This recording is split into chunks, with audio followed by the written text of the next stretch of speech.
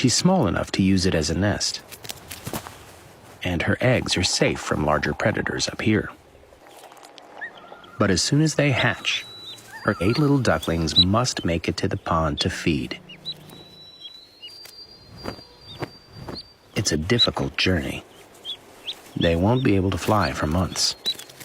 The instinctive bond with their mother is so strong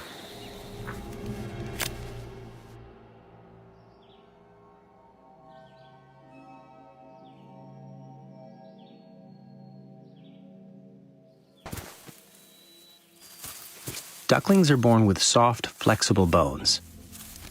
They're so light, even from up here, they can survive the fall and bounce like fluffy ping pong balls.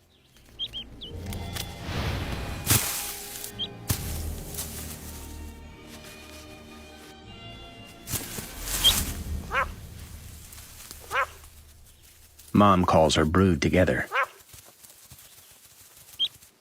But there's always one straggler.